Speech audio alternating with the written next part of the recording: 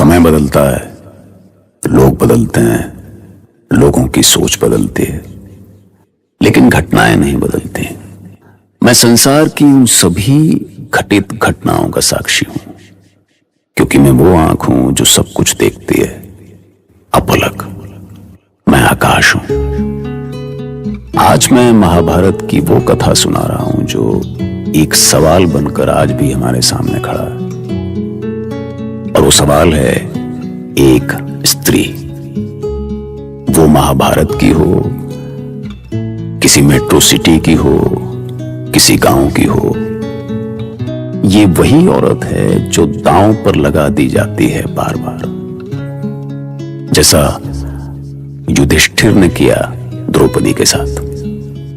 जिस समय द्रौपदी दांव पर लगाई गई उस समय वो मासिक धर्म से थी, इसीलिए एकांतवास में एक वस्त्र धारण किए थे, इसीलिए सभा में मौजूद नहीं थी। सोचिए, अगर वो सभा में पहले से मौजूद होती तो क्या वो सब हो पाता जो हुआ?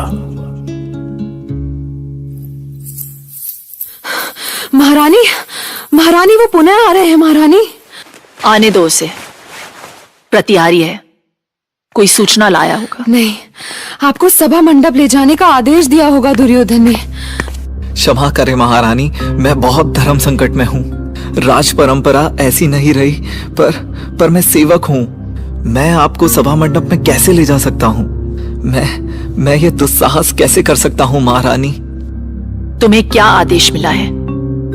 मुझे आदेश मिला है कि मैं आपको सभा में ले आऊं। कुमार दुर्योधन ने आदेश दिया है। उनके भ्राता दुशासन भी उनके साथ है। क्यों बुलाया है मुझे? कैसे बताऊं महारानी, लेकिन महाराज युधिष्ठिर ने पहले अपनी सारी संपत्ति दांव पर लगाई, फिर अपने भाइयों को, फिर स्वयं को, और उसके बाद आपको भी महारानी। बस, तुम इसी समय सभा मंडप में जाओ और धर्मराज से पूछो कि उन्होंने किस अधिकार से मुझे दांव पर लगाया। जब वो स्वयं कौरवों के दास बन चुके थे तो उन्हें ये अधिकार दिया किसने कि वो मुझे दांव पर लगाए? मैं आता हूं महारानी। मुझे बहुत डर लग रहा है महारानी। मैंने दुर्योधन और उसके भाइयों की उद्दंडता देखी है। वो ऐसे निरंकुश हो गए हैं कि दोष सांप का नहीं, दोष उसका होता है जो उसे अपने बदन पर चढ़ने देता है। दुर्योधन को किसने निरंकुश बनाया? यदि ज्येष्ठ पांडव अपना सर्वस्व दांव पर नहीं लगाते तो क्या दुर्योधन का साहस होता कि वो मुझे सभा मंडप में बुलाए?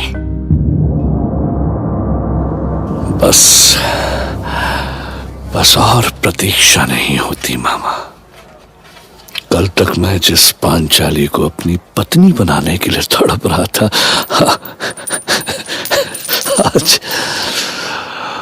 आज वो मेरी दासी है मामा, दासी है मेरी। आज वो तुम्हारी दासी है, लेकिन अपने इस उत्साह पर मिट्टी डालो। लोमड़ी सा सोचो, आग सा नोचो। वो सब कुछ होगा जिसके लिए तुम अब तक तड़प रहे थे। बस थोड़ी सी प्रतीक्षा करो। वही तो नहीं होता मामा, प्रतीक्षा ही तो नहीं होती। ये पांचाली आ क्यों नहीं रही है? क्या उसे लगता है कि उसके करुणामयी आंसू देखकर हमें उस पर दया आ जाएगी मामा? महाराज की जय हो। हाँ? तुम अकेले क्यों आए? पांचाली कहाँ है? क्षमा करें महाराज, लेकिन उन्हें महाराज युधिष्ठिर से। मत कहो उन्हें महाराज। वो महाराज नहीं है प्रतिहारी, हमारा दास है। महान कुरुवंशी दुर्योधन का दास है वो। क्षमा करें महाराज, लेकिन वो पहले युधिष्ठिर से प्रश्न करना चाहती है। कहो प्रतिहारी। महारानी द्रौपदी ने आपसे पूछा है कि आपने अपनी स्वतंत्रता खोने के पहले उन्हें दांव पर लगाया या बाद में? अब क्या उत्तर दूं इस प्रश्न का? पांचाली से कहो मैं उससे क्षमा चाहता हूं। ये पांचाली ऐसे नहीं आएगी, उसे लाना पड़ेगा। अनुज, दुशासन जी भैया। जाओ और उस अहंकारी पांचाली को घसीटते हुए इस सभा में मेरे समक्ष लेकर आओ। जाओ। आप चिंता ना करें भैया, मैं उससे अभी लेकर आता हूं।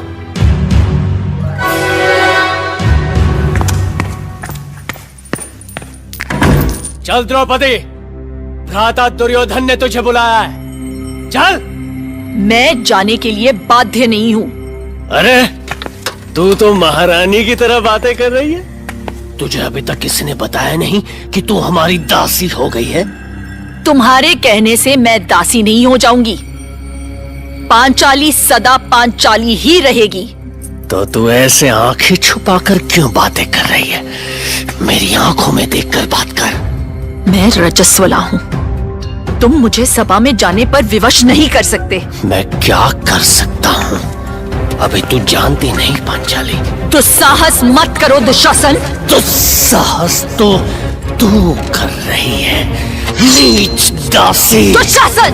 अब या तो तू जाएगी या तेरा शव जाएगा यहाँ से। भागती कहाँ है? रुक!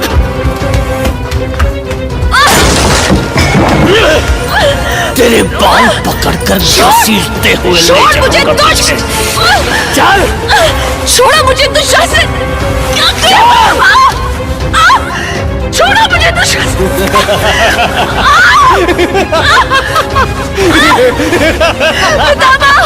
दासी की आवाज कौन सुनेगा इस सभा में? हा?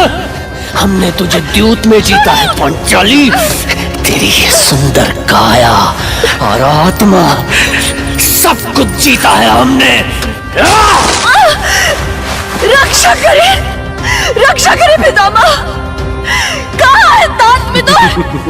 देखिए महाराज! कोई नहीं आएगा। सब जानते हैं कि तू दासी है। दासी? कौन आएगा दासी की सहायता करने?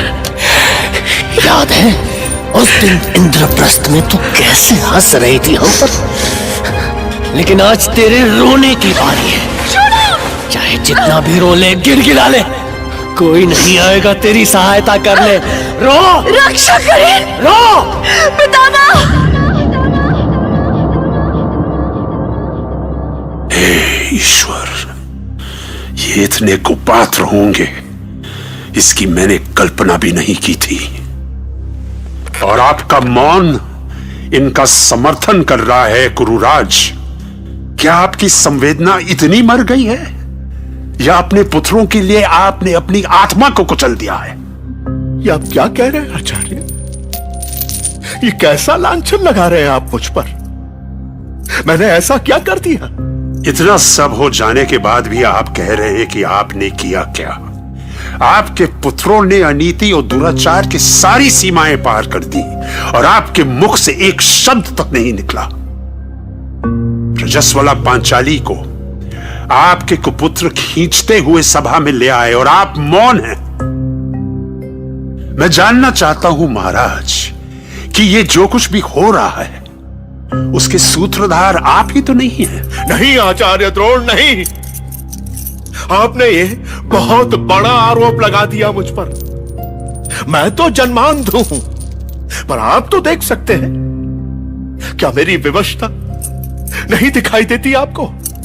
यदि मेरा वश चलता तो मैं इस जुए के खेल को होने ही नहीं देता। मैंने कितना प्रयास किया, किंतु नियति को टाल न सका।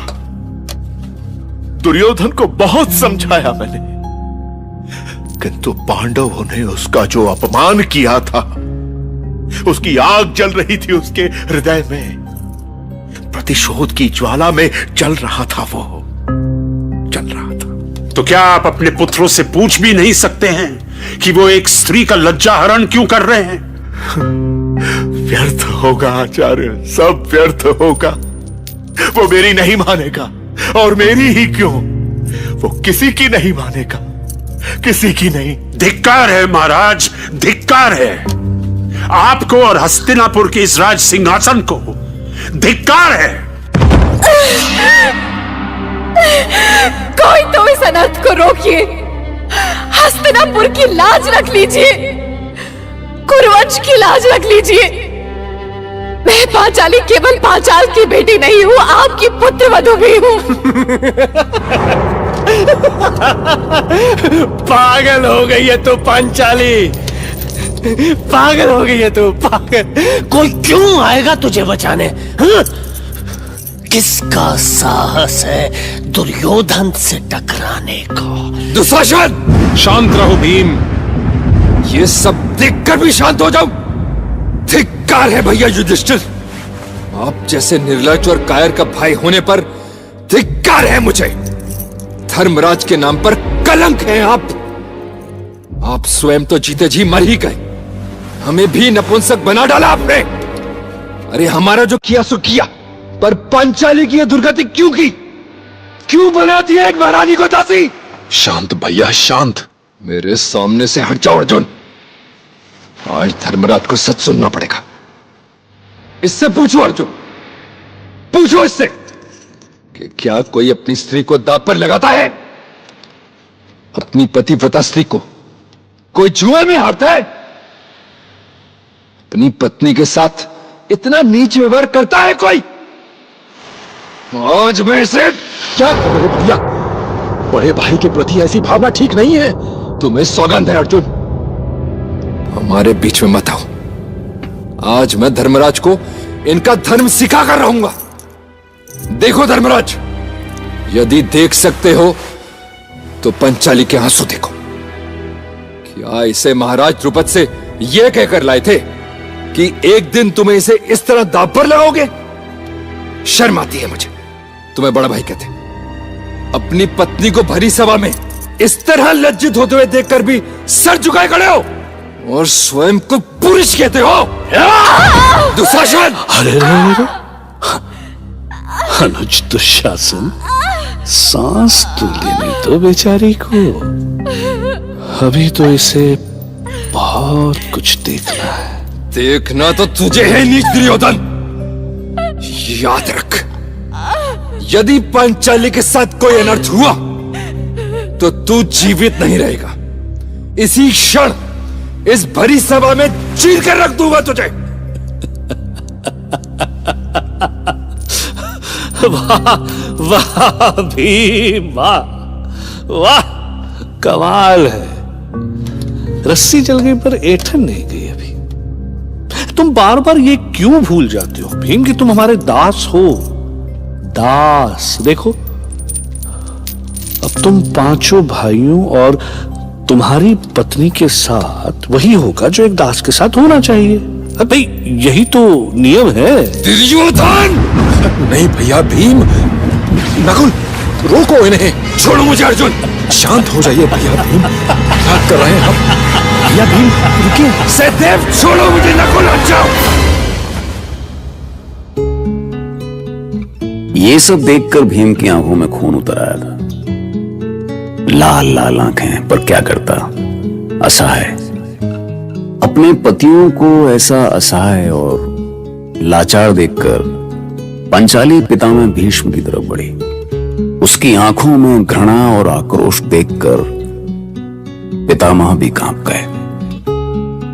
गए, क्योंकि वो जानते थे कि द्रौपदी की ये घृणा पूरे कुरुवंश का विनाश कर सकती है।